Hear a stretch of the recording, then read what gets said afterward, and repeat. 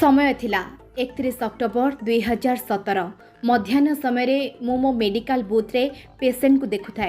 हठात जड़े व्यक्ति मते आसी कहले सारिगेटा ग्राम रे जड़े प्रसूति गर्भ जंत्रणा रे छटपट हेउची, दयाकरी चलंतु टिके ट्रीटमेंट करिवे।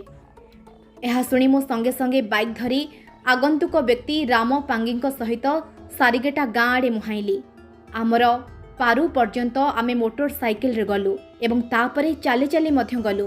बाटरे नाଳ नई पार करी से गाँ रे पहुंचीथिलु एवं सबु काम सुरुखुरु रे सरीगला।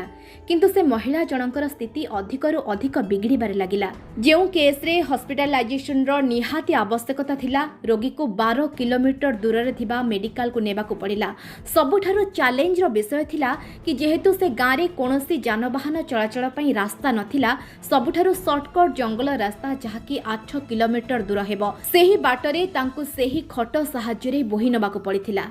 आदिवासी मानकर परंपरा अनुसार जेकोसी महिलाटीए प्रस्तुति परे से गाँव रे 7 दिन अछुआ होता है एवं ताको गाँवर केही भी लोक छुई न थांती।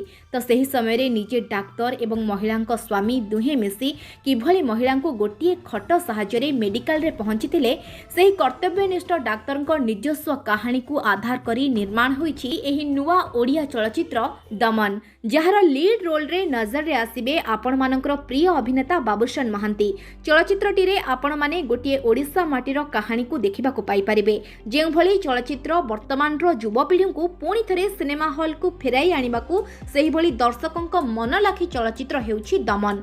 चलचित्रटीर ट्रेलर को दर्शकों तरफ बेस प्रशंसा मिलुथिबा देखिबा को मिलिछि। तेबे अपेक्षा फिल्मटीर रिलीज को तो देखा जाऊ चलचित्रटी रिलीज परे परदा को केते मात्रा रे सफलता हासिल करि पारुछि एवं चलचित्रटी तार कहानी रे केते प्रभाव विस्तार करि पारुछि।